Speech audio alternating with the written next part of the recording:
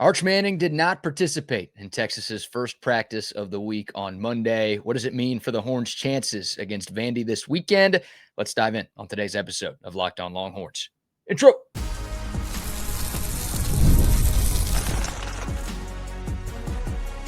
You are Locked On Longhorns, your daily podcast on the Texas Longhorns. Part of the Locked On Podcast Network, your team every day. Welcome in. You were locked on to the Texas Longhorns. I'm your host, BK, Brad Kellner, Texas grad, Austin local, and longtime sports radio host here in the Lone Star State. Thank you for making Locked On Longhorns a part of your day every single day. Today's episode is brought to you by GameTime. Download the GameTime app, create an account, and use the promo code LOCKEDONCollege for $20 off your first purchase. A few more takeaways from the OT thriller against Mississippi State and a couple of things that the Longhorns need to change going into the final month of the regular season. But first, at his Monday presser, Steve Sarkisian let us know that Arch Manning did not participate in the Longhorns' first practice of the week.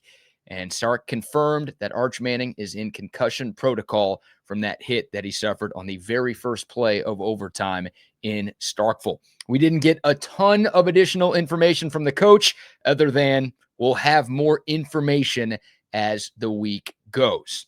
I don't think Sark's comments came as much of a surprise to anybody. If you saw the hit and Arch's reaction to the hit, you kind of had a hunch on what it was. And then, of course, the insider report started coming out on Sunday saying that Arch was in the protocol. So the writing has been on the wall. Now it has been confirmed. And we will see what happens with Arch Manning as the week goes along. My guess is that Arch will be listed as questionable on tomorrow night's injury report. And I would think he is going to remain questionable throughout the week leading up to Saturday morning. Maybe there's some gamesmanship at play. Think of what Brent Venables did with John Mateer leading up to Red River. They were very coy about it. They didn't want to tip their hand. They wanted Texas to have to prepare for two quarterbacks. So we didn't get a lot throughout the week leading up to the game. Obviously, didn't make any difference. The Longhorns were just fine. But perhaps that is what Texas will do. Maybe the Horns already know that Arch Manning isn't going to play against Vanderbilt. But I really believe that this is a wait and see thing. We'll see when Arch Manning gets cleared from the protocol. We'll see if he's able to get back on the practice field at any point this week. And obviously, we'll see if he is cleared to play on Saturday. Obviously, if Arch isn't ready to go, we will get a front row seat to the Matthew Caldwell experience, or some people have been calling him the Matthew Caldwell experience, considering the ice that he had in his veins in overtime against Mississippi State. Before I talk about Matthew Caldwell, let's let you hear from Steve Sarkisian talking about Matthew Caldwell. Here was Sark yesterday on his transfer signal caller when asked what he likes about Caldwell's game and also why he decided to recruit him to Texas. I think, like, to the point, he's a guy that has been in a variety of systems. He has athleticism. He throws a really good ball. What I liked about him on his visit was probably the biggest thing was just his demeanor, his approach to it. It didn't seem too big for him here. He didn't feel entitled by any means. He was a guy who just wanted an opportunity, and that's what we were looking for, a guy who had taken some snaps in college football, and then that's how he's performed, since the day he got here. That's the way he's worked at it throughout camp and throughout the season, and he's making the most of his opportunities. He's played well every time that we've put him in the game, whether it's been at the end of games with the long runs, with the passes, whether it's been at Florida where he had to come in and throw a ball to Ryan Wingo on an in-cut, whether it was this game. And so, what gives me confidence is who he's been, and so feel very comfortable with Matt whenever he's in the ball game. Feel very comfortable with Matt whenever he's in the ball game. And you also heard Sark say that he's played well every time he's been out there. And that's the truth. Obviously, case in point, Saturday night in Stark Vegas. A little background on Matthew Caldwell, who, of course, is in his first year with the Longhorns. He started his career at Jacksonville State, an FCS team. He barely played his freshman year. That was back in 2021, just 30 pass attempts all season. After 1 year with the Gamecocks, he transferred to Gardner-Webb, another FCS school, spent 2 seasons there, didn't play much in his first year back in 2022, split time as the starter in year 2. 2023, 177 passing attempts, 7 touchdowns through the air, 3 interceptions. After 2 seasons with the Runnin' Bulldogs, badass nickname right there for Gardner Webb, he transferred to Troy, of course, an FBS school in the Sun Belt, moving on up like the Jeffersons. Caldwell spent last year at Troy, where he started the final 5 games of the year for the Trojans. He also played in a bunch of other games, too. I think it was 9 total games for Caldwell, 5 starts, 4 relief appearances. As a starter, he was 3-2. The overall stats had a completion percentage just over 63%, over 1,300 yards passing, 13 passing touchdowns, 5 rushing touchdowns, 8 interceptions. Again, that's the 1 full year of FBS football that Matthew Caldwell has played. So for his total career, Caldwell is a 60% passer, 22 passing touchdowns, 15 interceptions. Not eye-popping numbers. And again, his first 3 years were spent at the FCS level, not quite the Southeastern Conference. But as Sark mentioned, Matthew Caldwell has been very good when his number has been called this season. He's 8 for 11 passing, 85 yards, and a touchdown. He appeared in all 3 of the G5 games that Texas played, and he came in for 1 pass against Florida and 1 pass against Mississippi State.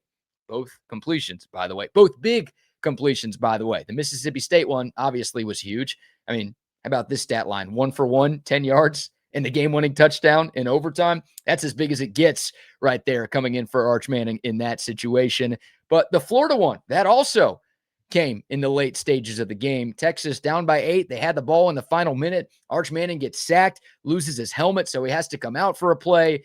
Caldwell comes off the bench and for one play threw a beautiful deep in route to Ryan Wingo, 26-yard completion to keep the game alive and the Longhorns' chances alive. Big spot, big play, ice in his veins. He also had a 50-yard run against Sam Houston and a 14-yard run against UTEP, the only 2 official rushing attempts this year for Caldwell. So, again, he's done well. It's a tiny sample size with what we've seen here in Austin, but so far, so good for Caldwell. He has looked the part. And I know that y'all know that some Longhorn fans, maybe you're one of them, has wanted to see more Matthew Caldwell this season. As always, the most popular person on a college campus is the backup quarterback, even if the starter's last name is Manning. But hey, what we've seen from Caldwell has been very good, and we may need to see that over a full 60 minutes against one of the best teams in America this weekend. Vanderbilt, 1-loss team in the SEC, top 10 in the country. They have been great on both sides of the ball. They just played a tremendous defensive game in a 17-10 victory over Missouri this past Saturday. It'll be a test. It's different. I know it's tough. I'm not trying to sit here and telling you it's easy to come off the bench cold and make some plays, but it's different when you are the guy and you've got to prep all week as the number one guy. And you got to make sure you know the game plan and every play and every player and this, that, and the other. It's a lot different when you were the starter versus coming in off the bench. Just ask Arch Manning. And there's a lot of pressure, not just from the offensive line not blocking well, but the fact that Texas, it's a top 10 game. It's a top 10 opponent. And the Longhorns are still in the mix for an SEC championship berth and a college football playoff appearance too. A lot on the line for Matthew Caldwell. We'll see what he can do, again, if he is given the opportunity. But this is the opportunity that he has dreamed of his whole life. It's why he put in the time at Jacksonville State and Gardner Webb and Troy. And it's why he came to Texas for one more year of college football. It was all for this moment. So will he capture it or just let it slip? No word on if Mom Spaghetti will be his pregame meal. It'd be pretty early for spaghetti considering it's an 11 a.m. kick. Also of note, KJ Lacey will be getting second-team reps while Arch Manning is in the protocol. Obviously, Caldwell working with the first-team offense. The true freshman, KJ Lacey, and I think we've kind of known this, but like it's official now that he has supplanted the redshirt freshman, Trey Owens, on the Texas depth chart. So if Arch can't go and something happens to Caldwell in the middle of the game, maybe KJ Lacey time in Texas. That's another element to this story here. But without question, plenty of storylines to be paying attention to leading up to the Horns and the Doors. But this is the biggest story leading up to this top 20 matchup. Will Arch Manning play coming off the best game of his Texas career? And you also wonder, I mean, we're talking about a kid with a ton of football still in front of him.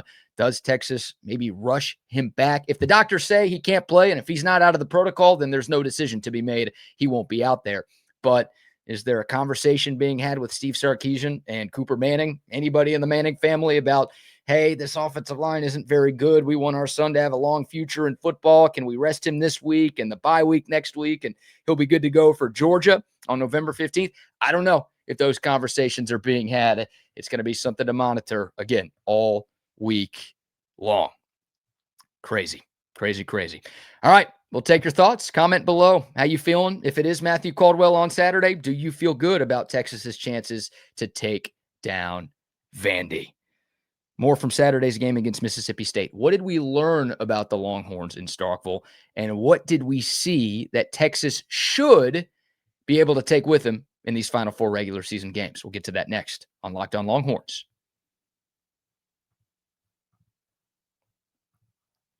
But first, the NBA is back, and there is no better place to get in on the action than FanDuel, the official sports betting partner of the NBA. The best part about FanDuel, you don't have to be ready to go for the opening tip. If you miss the start of the game, or if you just want to ride the hot hand during the game, FanDuel has live bets on everything from who's going to score the next bucket to fourth quarter comebacks. Plus, you can even combine your live bets into same game parlays for a shot at even bigger payouts.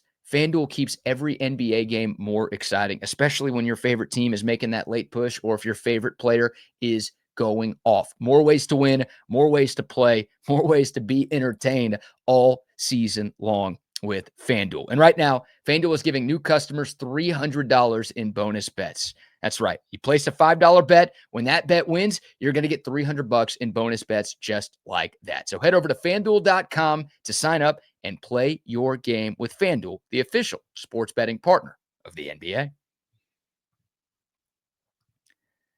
All right, welcome back to Locked On Longhorns, your team every day. A few more takeaways. I think I've got 5 in this segment from the Longhorns' thrilling 45-38 overtime victory in Stark, Vegas. About some things that we learned from this team on Saturday. Number 1, and these are in no particular order, by the way. Number 1, Ryan Wingo has become the most frustrating player on the 2025 Texas Longhorns.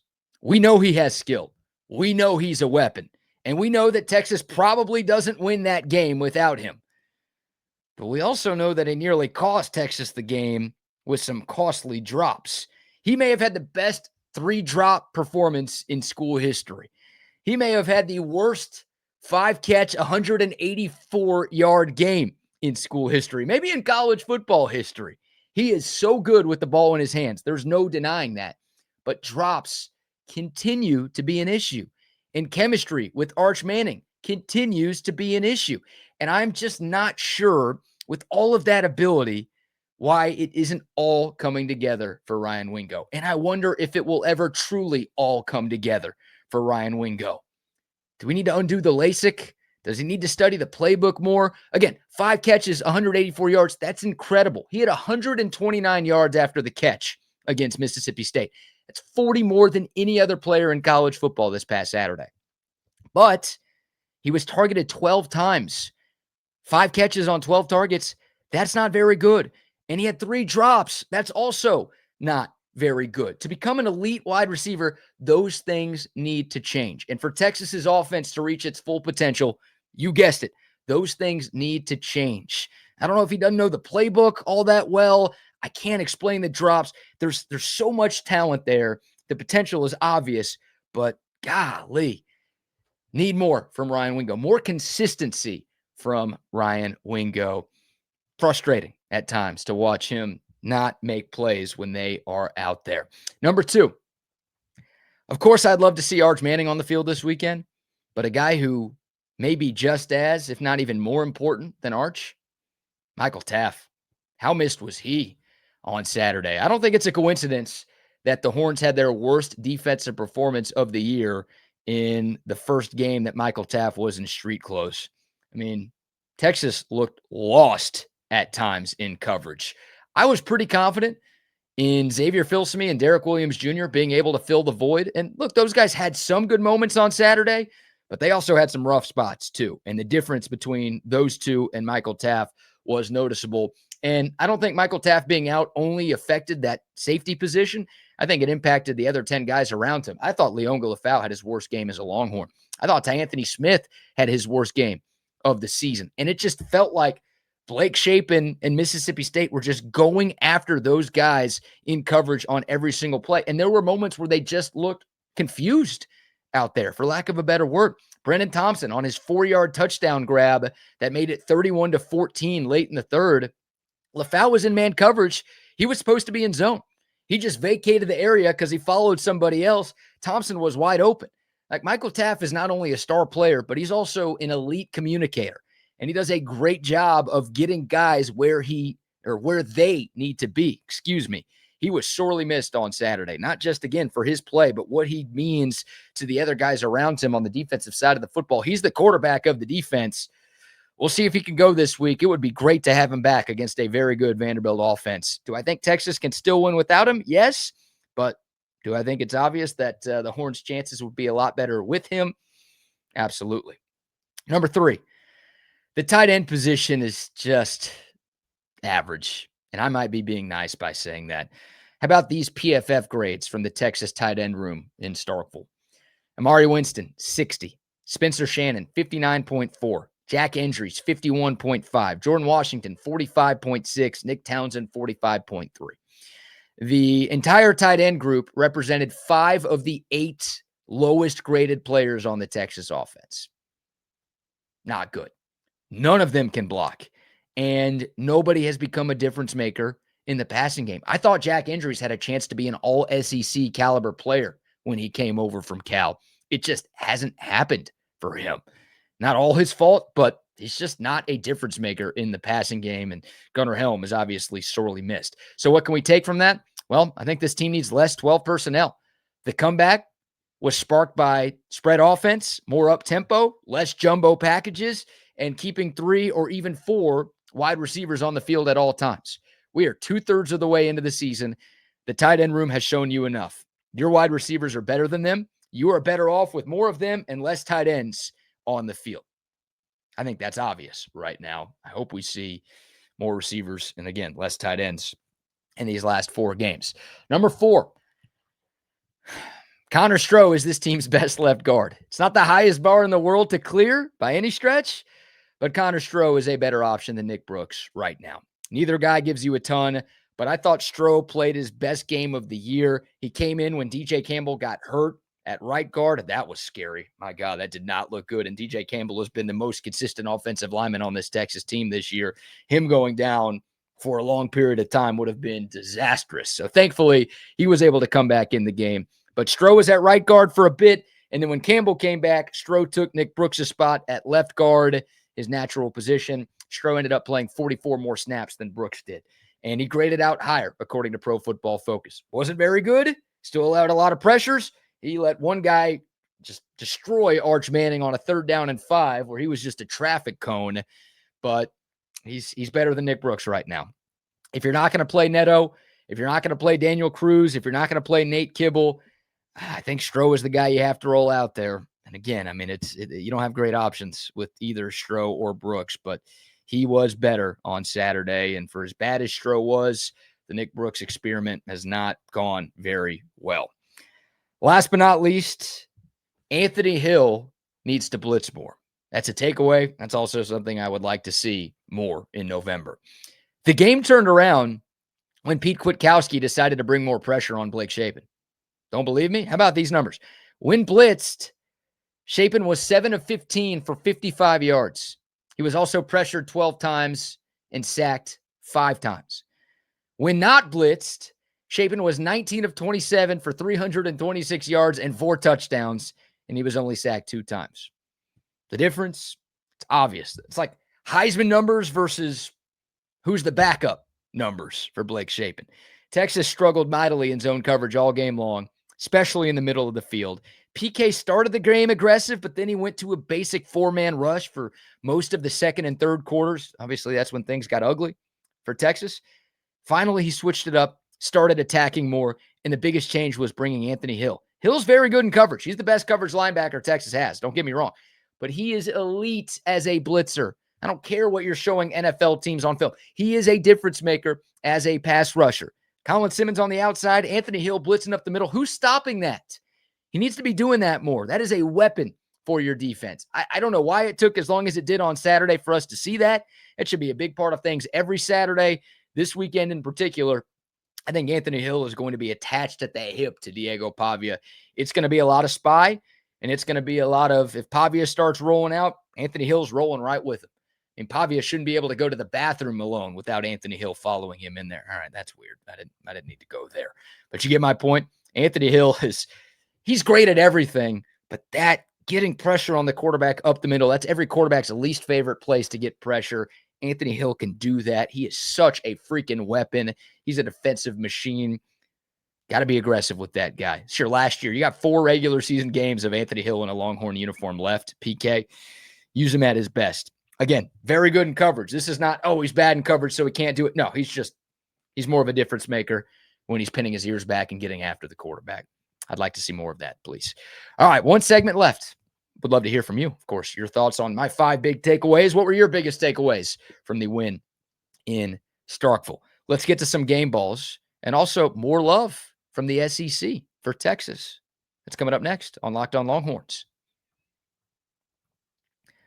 But first, a word for our friends at GameTime. And finally, we've got ourselves a home game here in Austin, Texas, USA, America.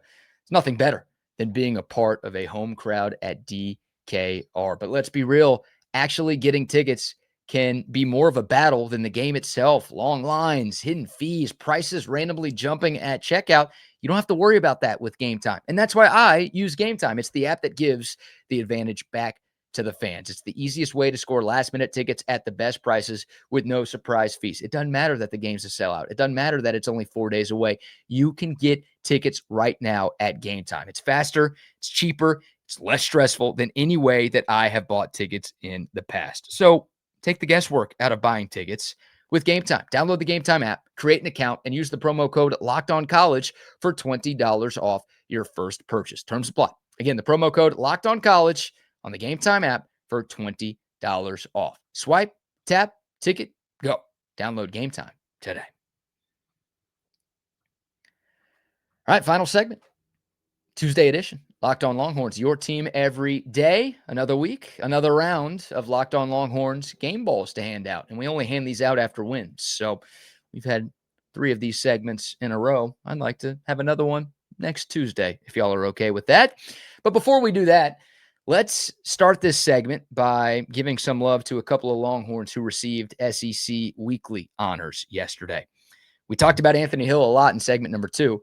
Following his 10-tackle, 2.5 sack, 3.5 TFL performance against the Bulldogs, Anthony Hill was named SEC Co-Defensive Player of the Week. I was curious, who did he split it with? Just Co-Defensive Player of the Week with those numbers? Auburn Xavier Atkins, 13 tackles, 2 sacks, 4 TFLs. Fair split right there. But Anthony Hill, goes without saying, earned that hardware. The other Longhorn that got honored was Ethan Burke. He was named Co-SEC Defensive Lineman of the Week. It's the 3rd straight week a Longhorn has won that award, by the way. Colin Simmons got the last 2 weeks. Now Ethan Burke gets it for what he did against Mississippi State. 7 tackles, 2 TFLs, a sack, and a blocked field goal in the game for the senior from right here in Austin. He needs to be playing more. I've been talking about it all season long. That's what happens when 91 is out there. He is a difference maker. And he stepped up big in a couple of big spots for Texas. Obviously, that blocked field goal was huge. The 3rd down and 1 stop on the 4th quarter, right before the Ryan Niblett punt return touchdown. Guess who? Number 91. So there is the SEC love, but even more important than that, let's get to the Locked On Longhorns love. Some game balls. The first game ball, Ryan Niblett. You kidding me? I mean, we basically spent an entire segment talking about him yesterday, and it's not enough for what he's done lately. Has there ever been a player in Texas history that has impacted a season on special teams as much as Ryan Niblett has? I mean, it is insane what he's done. Just in the last 3 weeks alone, going back to Oklahoma and the touchdown there and the big returns, plural, against Kentucky, and obviously the game-tying touchdown in Starkville. This Texas team could be 1-3 in the SEC without Ryan Niblett. It's crazy. Kentucky could have easily been a loss. Mississippi State could have easily been a loss if number 21 wasn't out there balling out of control. He's an All-American if the season ended today. And I hope and pray to the football gods that Clark Lee and Kirby Smart and Bobby Petrino and Mike Elko keep punting the ball to Ryan Niblett. Please do so. That would be fantastic. He gets the first game ball. Second game ball goes to Arch Manning. What a warrior. What a tough son of a gun that guy is. Are you kidding me? All the hits that he took, all the hits that he's taken all season long, to stand back there and deliver some huge throws, so many third down conversions, so many big plays in the fourth quarter. And the play he got hurt, obviously taking off and running, picking up a first down. That was a huge drive starter for Texas. He was awesome on Saturday. His best game of the year, 29 of 46, 346 yards passing, 3 passing touchdowns, had a rushing touchdown as well. Again, so many clutch plays from Arch. Hate that he got hurt, but that obviously shouldn't mar anything from what he did. Matthew Caldwell, the first and probably the last player to get a game ball here on Locked On Longhorns while only playing in 2 plays. But when you throw one pass and it's that dime to Emmett Mosley and it wins you the game in overtime on the road in a must-win, you get a game ball too. I'm not trying to Oprah Winfrey this thing, giving it out to everybody. Hopefully y'all don't have a problem with Caldwell getting some love. How about Emmett Mosley, the guy who caught that game-winning touchdown? 4 catches, 53 yards, 2 touchdowns. The most snaps that he's played in his Texas career. He had the second most snaps for a Texas wide receiver, also the second most targets for a Texas wide receiver. Sort of a breakout game for Emmett Mosley. His role continues to increase as he gets healthier and more comfortable with this offense. 54 snaps, and the 2 touchdowns, 1 in the fourth quarter. A great sliding catch. Obviously, the toe tap grab on the right side of the end zone in overtime. Awesome. Love Emmett Mosley. Was pumped about the transfer pickup when it happened in the spring, and hate that he missed the first month of the year, but he is turning into a big-time weapon for this Longhorn offense. And then the 2 guys we just talked about, Anthony Hill and Ethan Burke, awesome on defense. Not a lot of great standout performances on that side of the ball. Again, worst defensive showing of the year, gave up more than 400 yards, gave up 38 points. But Anthony Hill and Ethan Burke, those guys were balling out of control. And, of course, we talked about this yesterday when the Horns needed some stops. They got them down the stretch. The final 4 drives for the Texas offense were amazing. The final 4 drives for the Texas defense, punt, punt, punt, and then the overtime that ended with it's like a 31-yard sack fumble recovery for Texas. Insane. They showed out when they needed to. Honorable mention, Ryan Wingo. Again, the stat line's insane, but the 3 drops, I couldn't quite give him a game ball, but maybe y'all disagree with me on that. What say you? Did I get him right? Did I miss somebody? Am I giving somebody too much credit? Game ball is handed out for one of the greatest comebacks in Longhorn history. All right. That's going to do it for today's show. If you made it this far, number 1, God bless you. Number 2, please remember to like, share, subscribe, leave a comment, all of those great things. Can't thank y'all enough for your continued support of Locked On Longhorns. For your next listen, check out Locked On Bets. Lee Sterling, Kevin Rogers, they have you covered with all of your sports betting needs. Expert analysis, game picks, the lock of the day, you name it, they have it. You can find Locked On Bets on YouTube or wherever you get your podcast. Plenty more Texas football conversation. We'll start our deep dive into Vanderbilt and more takeaways from Mississippi State and more of what we want to see from the Horns as the calendar flips over to November. But that'll do it for today's show. Thanks so much for tuning in. Until next time, horns up, mic's off. We'll see y'all soon. This is Locked On Longhorns.